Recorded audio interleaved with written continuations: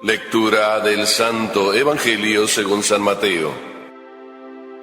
En aquel tiempo, mientras Jesús hablaba, se le acercó un jefe de la sinagoga, se postró ante él y le dijo: Señor, mi hija acaba de morir, pero ven tú a imponerle las manos y volverá a vivir. Jesús se levantó y lo siguió, acompañado de sus discípulos. Entonces una mujer que padecía flujo de sangre desde hacía 12 años, se le acercó por detrás y le tocó la orilla del manto, pues pensaba: con solo tocar su manto me curaré. Jesús, volviéndose, la miró y le dijo: Hija, ten confianza, tu fe te ha curado. En aquel mismo instante quedó curada la mujer.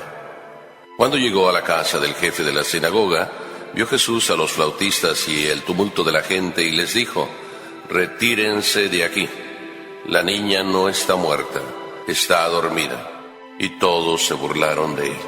En cuanto hicieron salir a la gente, entró Jesús, tomó a la niña de la mano y ésta se levantó. La noticia se difundió por toda aquella región. Palabra del Señor.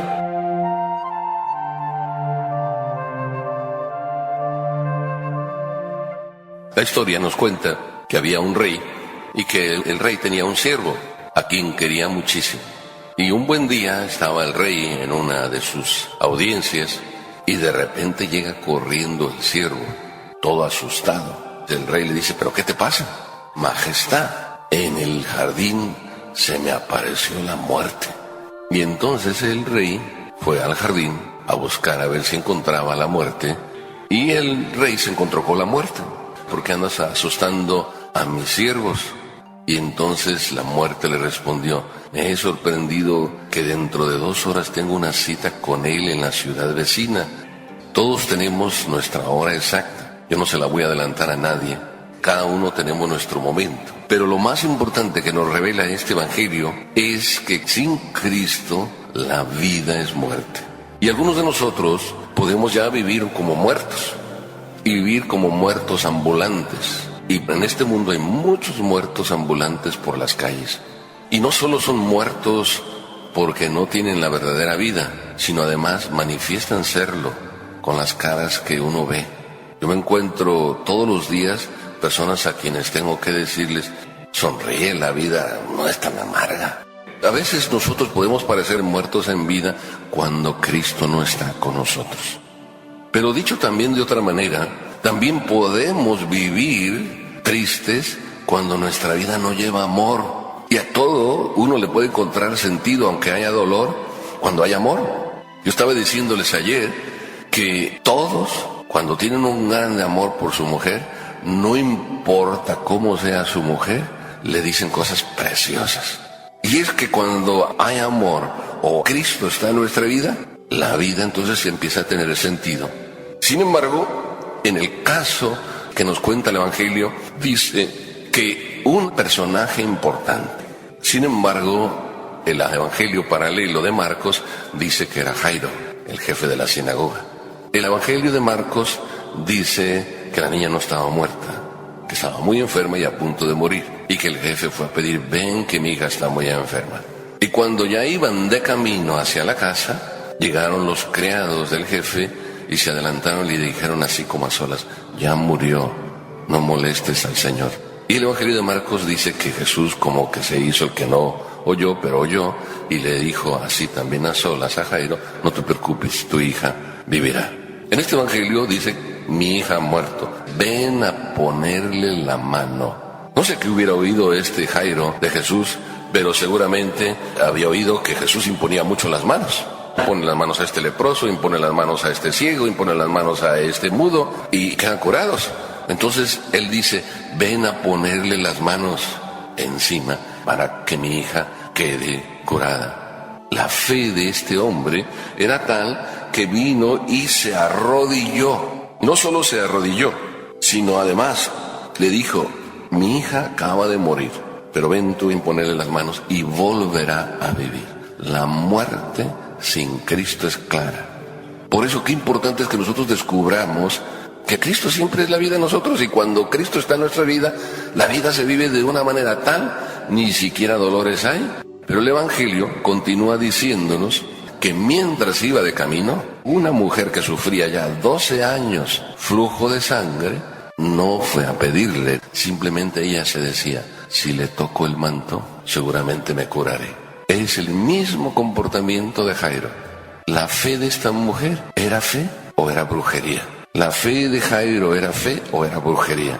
Con solo que le imponga las manos, con solo que le toque el manto. ¿Cuántos de nosotros a veces decimos, pues a ver si tocándole ahí el vestido a San Judita se me hace lo que yo quiero? A ver si tocándole a Santa Lucía, ¿no?, se me vuelve la vista. Y vamos de esa manera queriendo que el milagro se cumpla de acuerdo a un rito. Y Jesús viene a decirnos, los ritos no sirven para nada. Pero a veces nosotros tenemos tanta fe en el rito que creemos que con solo cumplir con el rito se hace ya el milagrito.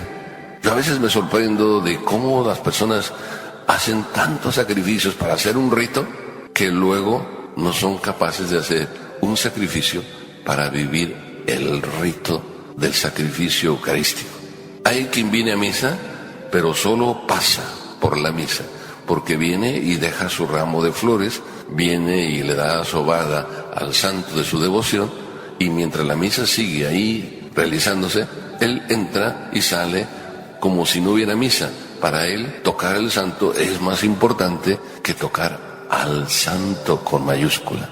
No digo que sea malo tocar el santo de mi devoción, pero cuánto Jesús aquí, tanto a la mujer como a Jairo, les habla, les da la lección. Y dice el Evangelio aquí que simplemente la mujer tocó el manto y quedó curada, pero en el Evangelio de Marcos dice otra cosa. El Evangelio de Marcos dice que Jesús iba entre la gente caminando para la casa de Jairo, y mientras iba, una mujer le tocó, y de repente cuando le tocó, Jesús inmediatamente dijo, ¿quién me tocó? Y Pedro, el de siempre, le dijo, maestro, ¿quién te tocó? Si todos te estamos empujando. Pero el maestro volvió a preguntar, ¿quién me tocó? Porque Jesús había notado que salió de sí mismo una fuerza. Y lo dijo otra vez, ¿quién me tocó? Y aquella mujer de manera humildita y sencilla dijo, yo fui. Y entonces Jesús le da la respuesta que debemos asimilar todos, tu fe te ha curado. No es la sobadita del santo que cura, sino la fe que uno tiene. Por eso es importante en quién tenemos fe, en un rito o en una persona que es la que cura. Si yo tengo fe en la persona que cura, no necesito estrictamente de la sobada, pero puede ser que en la sobada que le dé al santo esté expresada mi fe. Pero si solo es un rito que cumplo, y muchas veces puede ser que sea un rito, pues ya hemos descubierto que los ritos no hacen milagros, sino la fe.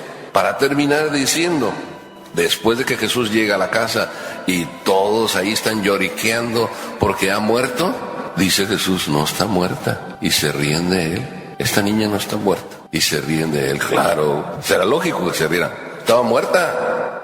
Pero con Cristo la muerte es vida. La muerte no es muerte. Por eso hay muertos, o hay algunos que están a punto de morir, que nunca lloran.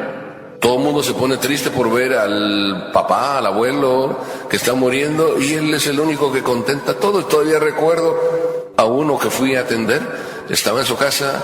Cuando fui a atenderlo, simplemente al entrar a la casa, casi me dan ganas de vomitar. Pocas veces al atender a un enfermo tengo reacciones, procuro controlarme, pero en esta vez me costó muchísimo controlarme, porque era desde abrir la puerta un olor hediondo en aquella casa. Cuando entré en la habitación, aquel olor era más penetrante.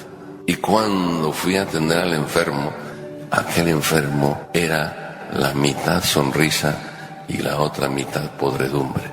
El rostro estaba carcomido a la mitad por el cáncer, podrido, no se le veía rostro en la mitad del rostro. Y en algún instante vi salir algún gusano del hueco derecho de la nariz.